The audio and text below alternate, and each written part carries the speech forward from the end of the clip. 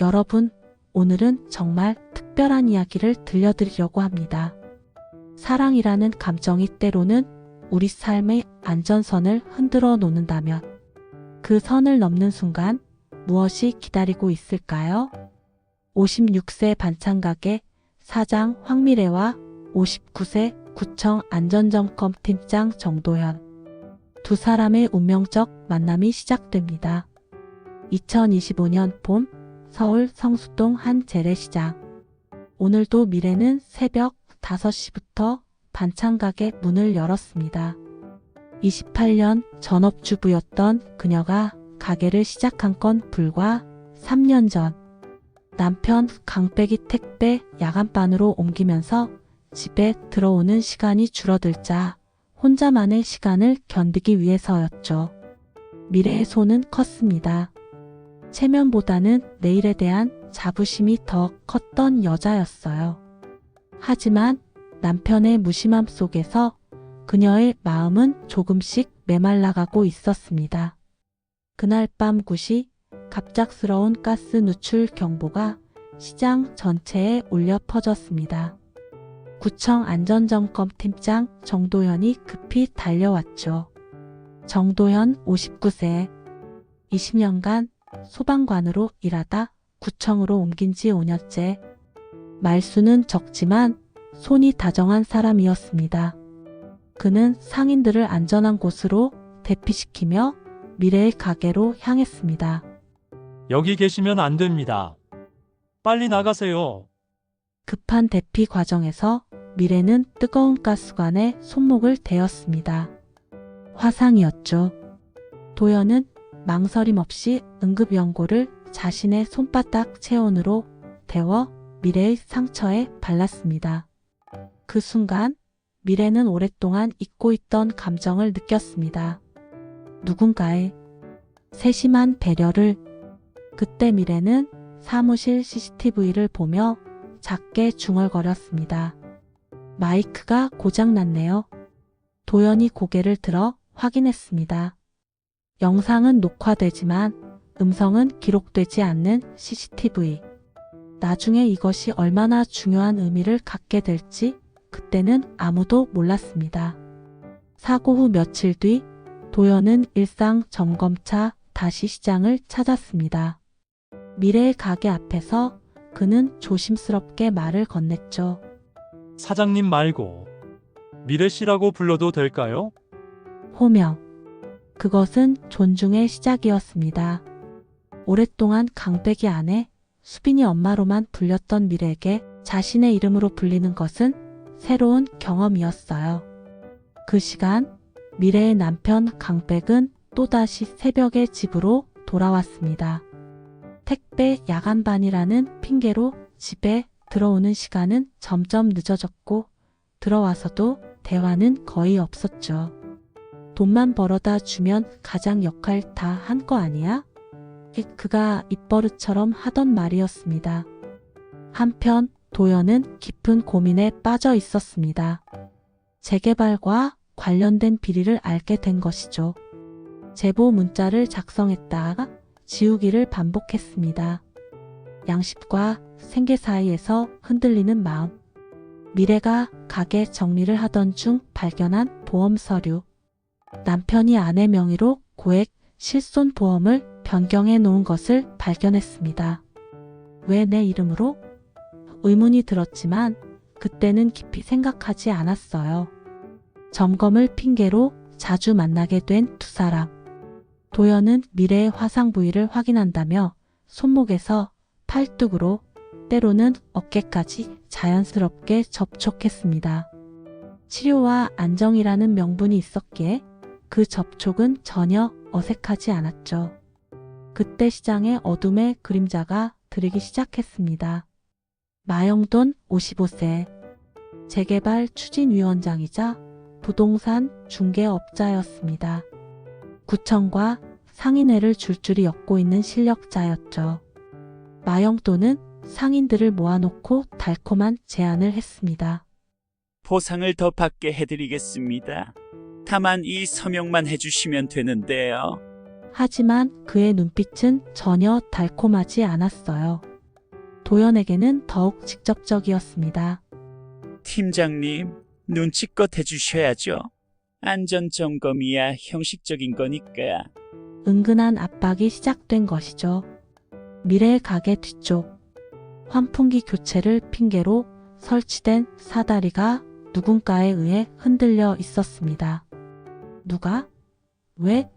미래는 불안함을 느꼈지만 정확한 원인을 알 수 없었어요. 상인의 총무 천도희가 미래에게 툭 던진 말. 요즘 시장 CCTV 빨간불이 자주 깜빡여. 누가 지켜보고 있는 건 아닐까? 그저 농담 같았던 말이 나중에는 중요한 단서가 됩니다. 도연은 우연히 마영돈의 사무실에서 이상한 장부를 보게 됩니다. 재개발 관련 로비 자금으로 보이는 계좌 내역들. 하지만 확실한 증거는 아니었죠. 의혹만 더욱 깊어질 뿐이었습니다. 낮 점검을 핑계로 두 사람의 만남은 더욱 잦아졌습니다. 도연은 미래가 앞치마를 매는 모습을 보며 자연스럽게 다가갔죠. 매듭이 너무 헐거워요. 일하다 풀릴 수 있어. 도연이 미래의 허리 뒤로 돌아가 앞치마 끈을 다시 묶어 주었습니다. 그 순간 미래는 온몸에 전율을 느꼈어요. 남편에게서는 오랫동안 느끼지 못했던 떨림이었습니다. 미래는 우연히 도연의 오래된 스크랩북을 발견했습니다. 소방관 시절 구조활동 기록들, 그리고 불에 탄 장갑 사진. 이 장갑 주인이 도연이구나. 헌신의 서사를 알게 된 순간이었죠. 그 주말 강백은 또다시 지방 배송 때문에 외박한다고 했습니다. 하지만 미래는 이상한 걸 발견했어요. 서랍 정리를 하다 발견한 톨게이트 영수증 묶음과 주유소 영수증들. 모두 같은 지역, 그것도 배송 루트와는 전혀 다른 방향의 지역이었습니다. 여기는 왜? 그 토요일 오후 도연과 미래는 조용한 시장에서 차를 마시며 대화를 나누었습니다. 아무도 없는 공간에서 두 사람의 마음은 조금씩 가까워졌어요. 미래 씨는 언제 가장 행복했어요? 글쎄요. 수빈이가 어렸을 때, 그때는 모든 게 의미가 있었거든요. 지금은 없나요? 의미가. 요즘에는 도현 씨랑 이야기할 때가 가장 편해요. 조심스러운 고백이었습니다. 하지만 아직 선을 넘지는 않았어요. 둘 다 알고 있었으니까요. 이 감정이 어디로 향하는지. 마영도는 더 이상 기다리지 않았습니다. 익명으로 미래에게 USB를 보냈죠. 안에는 도연과의 사적인 만남들을 찍은 사진들이 들어 있었습니다. 황미래 사장님, USB 잘 받으셨죠? 장부와 영상 중 하나는 언론에 넘어갑니다. 상인대 표직에서 내려오시든지 아니면 노골적인 협박이 시작된 것이었습니다. 이 사실을 알게 된 도연은 분노했습니다. 그 장부를 증거로 제출합시다. 더 이상 당할 필요 없어요. 하지만 미래는 망설였어요. 우리 이미 위험해졌어요. 더 깊이 들어가면 그럼 계속 당하고만 있을 건가요? 음성 없는 CCTV의 함정. 결국 두 사람은 시장 사무실에서 마지막 대화를 나누기로 했습니다. CCTV가 있지만 음성은 녹음되지 않으니 안전하다고 생각했죠. 힘들어도 조금만 더 견뎌요. 도연이 미래를 짧게 안아주었습니다. 처음으로 두 사람이 완전히 밀착된 순간이었어요. 하지만 이 장면이 영상으로는 남는다는 걸 그들은 몰랐습니다. 음성은 없지만 영상은 남는다. 나중에 이것이 어떤 의미로 해석될지 두 사람은 상상도 못했습니다. 마영도는 더욱 교활한 계획을 세웠습니다. 야간 점검을 가장해서 두 사람을 기계실로 유인한 것이죠. 시장 지하 기계실, 가스관과 전선들이 복잡하게 얽힌 곳이었습니다. 그리고 그곳에는 높은 곳 배관을 점검하기 위한 철제 발판이 있었어요. 그 낡은 안전고리. 마영도는 미리 그것을 더욱 느슨하게 만들어 놓았습니다. 그날 밤 8시 마영도는 긴급 점검이 필요하다며 도연에게 연락했습니다. 그리고 미래에게는 상인 대표로서 입회해달라고 요청했죠. 팀장님, 이제 그만 현실을 인정하세요. 여기서 사고라도 나면 누가 책임질 건가요? 마영돈의 위협적인 말투가 기계실에 울려 퍼졌습니다. 바로 그때 미래의 딸 수빈이 엄마를 찾아 시장에 나타났습니다. 초등학교 교사인 그녀는 엄마가 늦게까지 집에 오지 않자 걱정이 되어 찾아온 것이었어요. 수빈은 기계실 문틈으로 엄마와 도연이 가까이 있는 모습을 보았습니다. 그리고 마영돈이 뭔가 위협적인 말을 하는 것도. 엄마, 뭐 하는 거야? 수빈의 목소리가 기계실에 울려 퍼졌습니다. 그 순간 모든 사람이 당황했죠. 혼란 속에서 마영돈이 발판 쪽으로 몸을 피하는 순간 미리 조작된 안전고리가 풀리면서 발판이 흔들리기 시작했습니다. 도연은 미래와 수빈을 안전한 곳으로 밀쳐내며 자신이 그 위험을 감수했습니다. 발판이 기울어지면서 도연은 3m 아래로 추락했어요. 쿵. 무거운 철제 부품들이 도연의 몸을 덮쳤습니다. 의식을 잃은 그의 모습에 미래는 절규했죠. 도연아, 도연아. 하지만 마영도는 태연했습니다.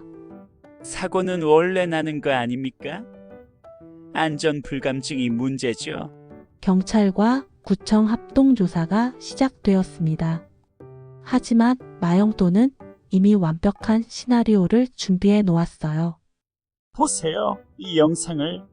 구청 직원과 상인 대표가 사무실에서 포옹하고 있지 않습니까? 부적절한 관계였다는 게 명백합니다. 사고는 그 결과죠.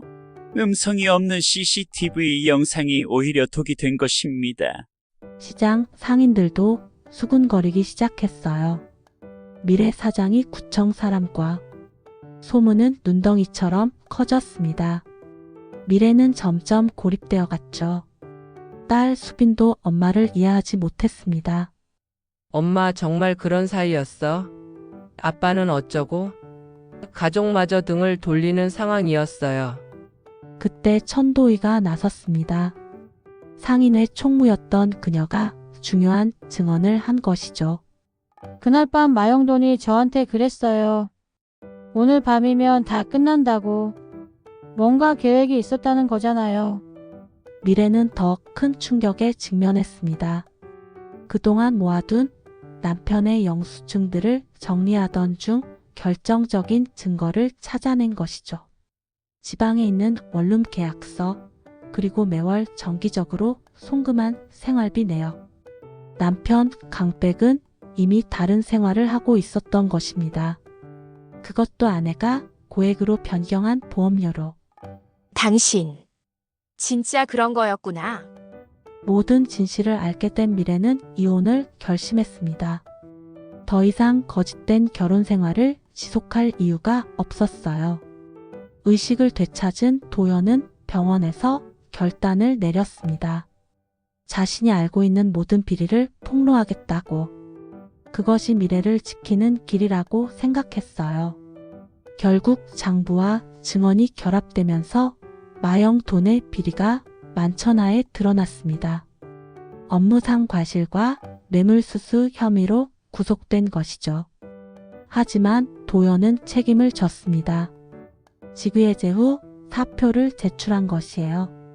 내가 먼저 알았으면서도 막지 못했다는 이유였습니다. 도연은 지방의 작은 공구점에서 새 출발을 준비했습니다. 더 이상 권력이나 조직과는 상관없는 삶을 살겠다는 결심이었어요. 미래도 새롭게 시작했습니다. 가게 간판 아래 안전 제일이라는 문구를 새기고 혼자서 장사를 재개한 것이죠. 수빈은 모든 진실을 알고 나서야 엄마를 이해할 수 있었습니다. 엄마 미안해. 엄마가 사랑이 선을 넘은 게 아니라 아빠의 부재가 선을 허물어 놓았던 거였어. 그제야 모녀는 진정한 화해를 할 수 있었어요. 수빈은 엄마의 새로운 출발을 응원했습니다. 도연과 미래는 마지막 만남을 가졌습니다. 시장을 떠나기 전날 밤이었어요. 미안해요, 미래 씨. 내가 더 조심했어야 했는데. 고마워요, 도연 씨. 처음으로 존중받는다는 게 뭔지 알았어. 몇 개월 후 시장 기계실 입구에 작은 바람종이 달렸습니다. 안전 점검을 위해 누군가 그곳에 들어갈 때마다 종이 울리도록 한 것이죠. 바람이 불 때마다 도연의 말이 들리는 것 같았어요. 잡고 있어야 끝이 안 납니다.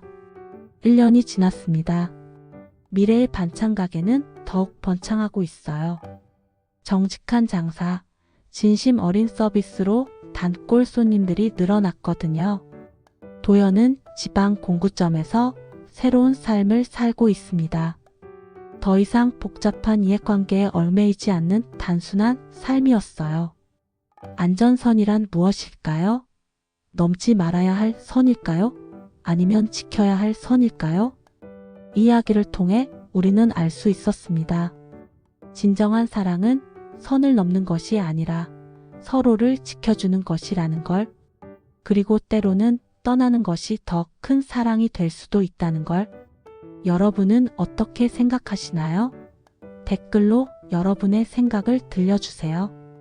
그리고 이런 깊이 있는 이야기가 좋으셨다면 구독과 좋아요, 알림 설정까지 부탁드립니다.